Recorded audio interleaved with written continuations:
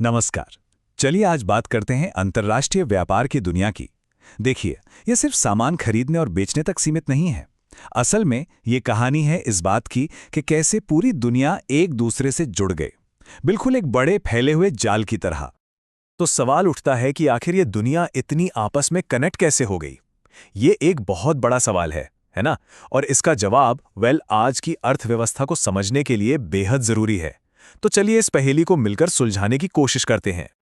जानते हैं, आज हम जो ये बड़ा और पेचीदा ग्लोबल ट्रेड सिस्टम देखते हैं, उसकी जड़ें एक बहुत ही सरल, बहुत ही बुनियादी विचार में हैं। चीज़ों की अदला बदली, यानी एक चीज़ देना और दूसरी लेना। तो चलिए बिल्कुल शुरू से शुरू करते हैं। अपने पहले हिस्से में हम यही देखेंगे कि कैसे चीज़ों की ये साधारण सी अदला बदली धीरे धीरे एक पूरे वैश्विक जाल में तब्दील हो गई। तो अंतर्राष्ट्रीय व्यापार आखिर है क्या?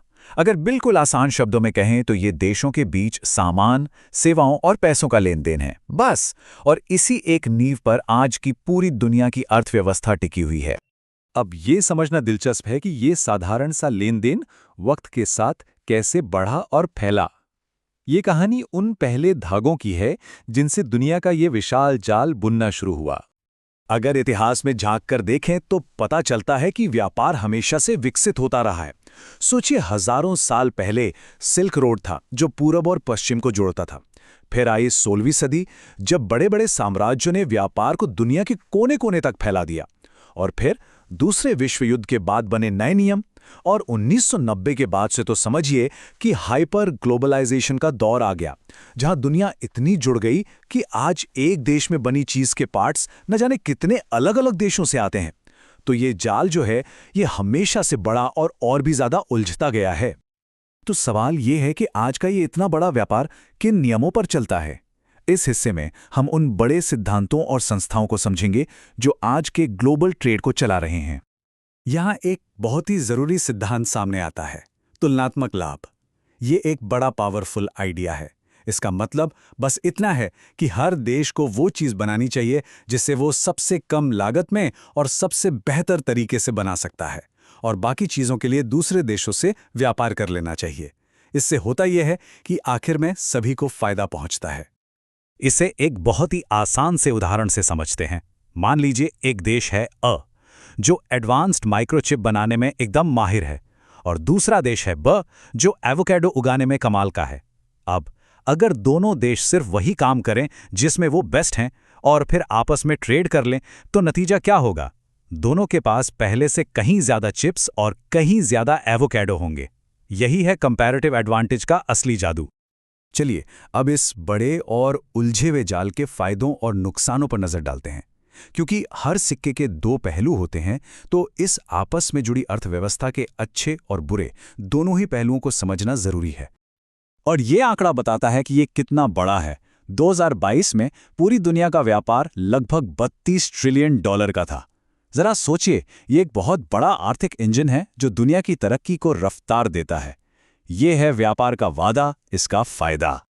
लेकिन कहानी का एक दूसरा पहलू भी है, और वो है इसका खतरा। जैसा कि इस कथन में कहा गया है, वैश्वीकरण से सबको बराबर फायदा नहीं हुआ है।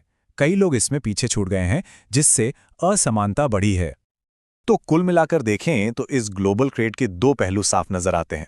एक तरफ तो है फायदे, जैसे देशों की आर्थिक तरक्की होती है, हम लोगों को चीजें सस्ती मिलती हैं और चुनने के लिए विकल्प भी ज्यादा होते हैं। लेकिन सिक्के का दूसरा पहलू भी है। कुछ लोगों की नौकरियां चली जाती हैं, पर्यावरण पर दबाव बढ़ता है और पूरी की पूरी अर्थव्यवस्था बाहरी झटकों के प्रति ज्यादा संवेदनशील हो जाती है। ये वाकई एक बहुत ही नाजुक संतुलन है। अब हम अपने आखिरी हिस्से में आ गए हैं। यहाँ हम उन नई चुनौतियों और बदलावों पर गौर करेंगे जो आज के व्यापार की शक्ल बदल रहे हैं। क्योंकि ये जाल रुका हुआ नहीं है, इससे लगातार नए सिरे से बुना जा रहा है। देखिए, आज अंतर्राष्ट्रीय व्यापार कई बड़ी चुनौतियों का सामना कर रहा है। महामारी ने हमें दिखाया कि सप्लाई चेन कितनी नाजुक हो सकती हैं। देशों के बीच तनाव बढ़ रहा है।